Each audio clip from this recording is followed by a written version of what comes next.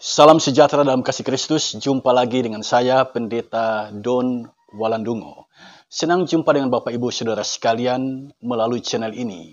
Saya mendapatkan banyak permintaan dari netizen yang meminta saya untuk membahas MTPJ Gemim tanggal 17 sampai tanggal 23 Juli tahun 2022. Setelah saya membaca pertanyaan dalam MTPJ Gemim, saya merasakan ini pertanyaan yang bagus sekali dan Anda harus merenungkan pertanyaan ini sebab dengan menjawab pertanyaan ini kita mendapatkan sebuah pemahaman bahwa ternyata praktek ibadah kita selama ini harus selalu kita evaluasi, harus selalu kita awasi. Jangan-jangan kita beribadah menyatakan syukur kepada Tuhan, tetapi motivasi hati, niat hati kita sebenarnya bukan ibadah syukur, tetapi ibadah korban.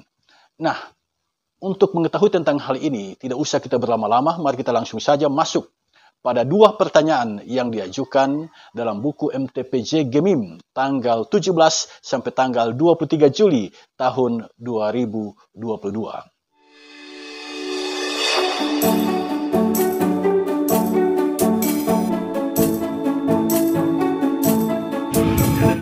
Pertanyaan yang pertama, jelaskan perbedaan antara ibadah korban dan ibadah syukur.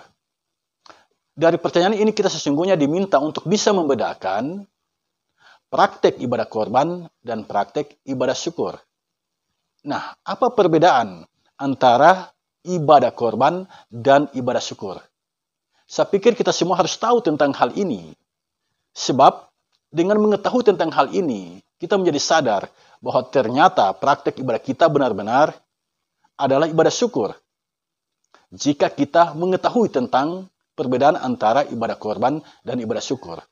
Jangan sampai terjadi kita mempraktekkan ibadah syukur, tetapi pada kenyataannya motivasi kita bukan ibadah syukur. Nah, apa perbedaan antara kedua ibadah ini? Saya akan share kepada kita semua melalui kesempatan ini. Ibadah korban adalah praktek ibadah dalam komunitas penganut agama Yahudi. Praktek ibadah ini juga kita temukan sekarang dalam komunitas penganut agama Islam. Jadi dalam agama Yahudi maupun dalam agama Islam, kita menemukan adanya praktek ibadah korban. Disebut ibadah korban karena dalam ritual itu, dalam ibadah itu, ada binatang korban yang disediakan, entah itu kambing, entah itu domba, entah itu lembu. Yang pasti ada binatang korban yang disediakan dalam ibadah itu. Sementara ibadah syukur adalah praktek ibadah dalam komunitas penganut kekristenan yang menyatakan syukur kepada Allah atas segala kebaikan Allah. Nah, saudara sekalian, pertanyaan kita sekarang adalah apa beda antara dua ibadah ini? Saya mencatat beberapa hal di sini. Yang pertama, dari sisi motivasi. Ini hal yang sangat prinsip dari sisi motivasi. Dalam ibadah korban, motivasinya adalah supaya kita beroleh keselamatan. Semakin sering kita berkorban, semakin besar peluang bagi kita untuk diselamatkan. Sementara ibadah syukur, motivasinya adalah Tuhan telah menyelamatkan kita. Yesus Kristus telah menyelamatkan kita. Yesus Kristus telah mengorbankan nyawanya demi keselamatan kita. Karena Dia telah menyelamatkan kita, mengorbankan nyawanya demi keselamatan kita. Maka kita, ketika kita beribadah, kita menyatakan syukur kepada Allah atas segala kebaikannya yang telah dinyatakan di dalam kehidupan kita. Itulah ibadah syukur. Yang kedua, dari sisi ritual. Dalam ibadah korban, ada binatang korban yang disediakan. Kambing, domba, sapi, burung tekukur. Ada disediakan dalam ibadah korban. Tetapi dalam ibadah syukur, hal itu tidak ada. Yang ada dalam ibadah syukur adalah persembahan. Jadi kita memberikan sesuatu, itu bukan korban, bukan. Ini bukan korban. Yang kita berikan itu bukan korban, tetapi yang kita berikan itu adalah persembahan. ungkapan syukur kepada Allah atas segala kebaikannya di dalam kehidupan kita. Itu perbedaan yang kedua. Perbedaan yang ketiga dari sisi pemimpin ritual. Dalam agama Yahudi maupun di dalam agama Islam, pemimpin ritualnya adalah imam. Imam yang memimpin ritual ibadah korban.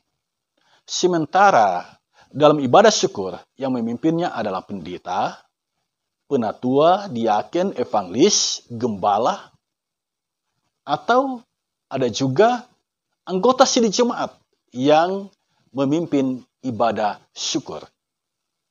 Perbedaan yang keempat yang saya temukan di sini adalah lokasi penyelenggaraan ibadah itu.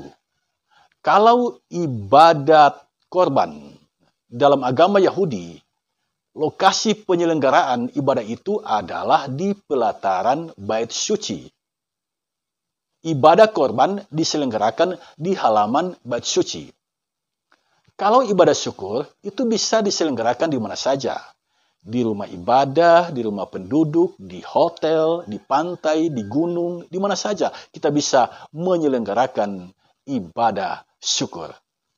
Nah, dari sekian perbedaan tadi, perbedaan yang paling prinsip yang harus kita ingat adalah soal motivasi. Motivasi ibadahnya.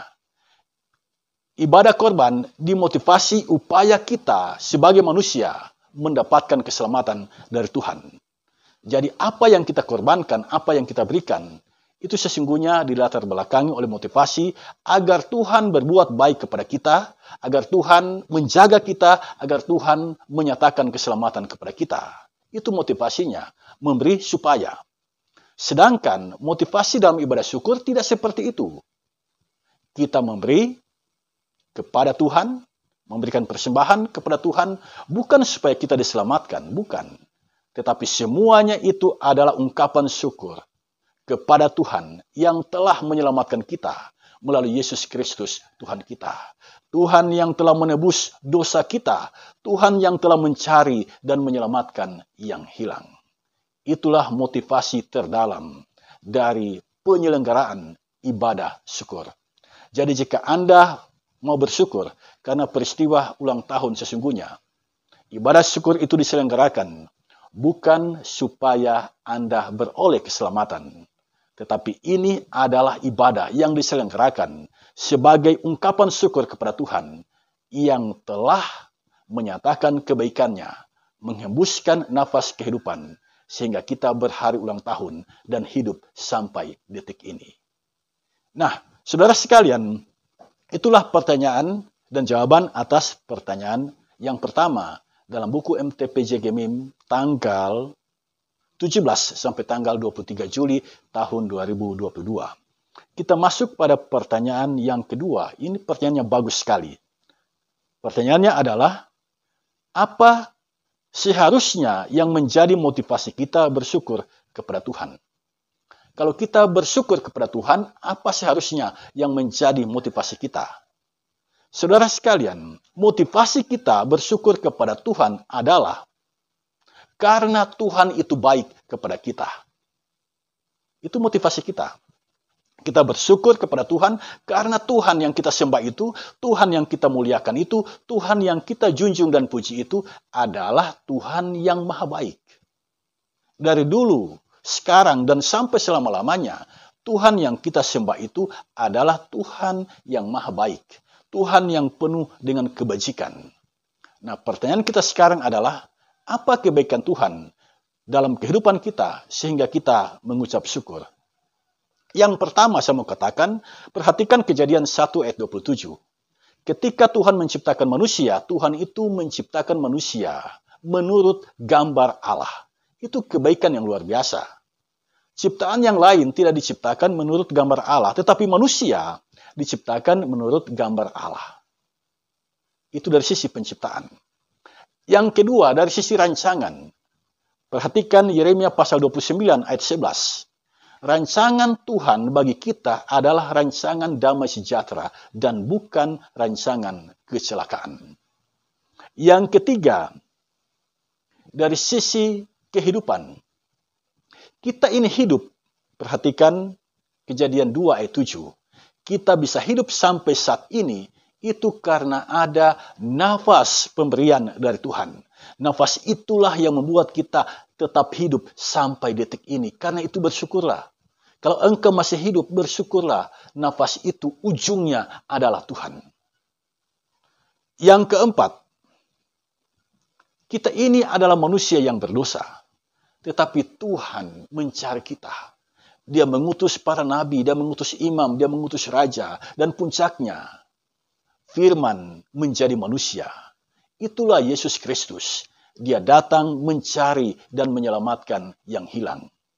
Ketika manusia yang berdosa itu bertobat dan percaya sungguh-sungguh kepada Yesus, apa jaminan Tuhan? Bacalah Yohanes 3 ayat 16. Karena begitu besar kasih Allah akan isi dunia ini, sehingga dia mengaruniakan anaknya yang tunggal, supaya setiap orang yang percaya kepadanya tidak binasa, melainkan beroleh hidup yang kekal. Dengan percaya kepada Yesus, kita beroleh jaminan kehidupan yang kekal. Yang kelima, kebaikan Tuhan bagi kita. Tuhan itu berkarya sampai detik ini demi kebaikan kita. Perhatikan Roma pasal 8 ayat 28. Allah bekerja dalam segala sesuatu untuk mendatangkan kebaikan bagi kita. Jadi sampai saat ini engkau tidak sendirian dalam menempuh kehidupan ini. Allah yang kita sembah tetap berkarya demi kebaikan kita. Imani kebenaran firman Tuhan ini. Tuhan yang kita sembah sampai saat ini tetap berkarya demi kebaikan kita. Karena itu jangan pernah mengeluh dalam menjalani kehidupan. Mengucap syukurlah senantiasa, sebab Tuhan kita sampai saat ini bekerja demi kebaikan kita. Alangkah celakanya kita, alangkah bodohnya kita, kalau Tuhan sampai saat ini bekerja demi kebaikan kita, lalu kita tidak bekerja. Yang keenam, kebaikan Tuhan bagi kita adalah Dia menjamin, menyertai kita sampai akhir zaman. Sebelum Yesus naik ke sorga, kalimat terakhir yang diucapkan dalam Matius pasal 28 ayat 19 dan 20. Jaminannya adalah, Aku menyertai kamu senantiasa sampai akhir zaman. Tetapi penyertaan itu didahului dengan kalimat, Pergilah, jadikanlah semua bangsa muridku. Jadi tugas kita yang sesungguhnya selama kita ada di muka bumi ini adalah mewartakan Injil. Ketika kita mewartakan Injil, melalui perkataan ataupun melalui kehidupan kita, jaminan Tuhan menyertai kita sampai akhir zaman, itu berlaku di dalam kehidupan kita. Saudara sekalian, dengan penjelasan yang seperti ini, kita sadar bahwa ternyata dimanapun kita beribadah, itu semua adalah ungkapan syukur kepada Tuhan. Tetapi saya memberikan peringatan di sini. Walaupun kita adalah orang Kristen yang acap kali menyelenggarakan ibadah syukur, kita harus selalu mawas diri, sebab acap kali motivasi penyelenggaraan ibadah syukur itu telah bergeser, tidak berbeda jauh dengan ibadah korban. Memberi supaya diberi. Berkorban supaya Tuhan memberkati kita. Beribadah supaya Tuhan baik kepada kita. Nah, motivasi yang semacam ini adalah motivasi ibadah korban. Ibadah syukur, motivasinya tidak seperti itu. Motivasi ibadah syukur adalah, saya memberi karena Tuhan telah lebih dahulu memberi, bahkan mengorbankan nyawanya di dalam Yesus Kristus demi keselamatan kita. Saya bersyukur karena Tuhan telah lebih dahulu berbuat baik di dalam kehidupan kita. Demikianlah beberapa hal yang boleh saya sampaikan saat ini. Saya sadar ini baru sebagian yang boleh saya sampaikan. Ada banyak sisi yang belum saya lihat, dan Bapak Ibu, saudara sekalian yang melihat sisi itu, sehingga kita semakin diperkaya di dalam menggali dan memahami kebenaran firman Tuhan.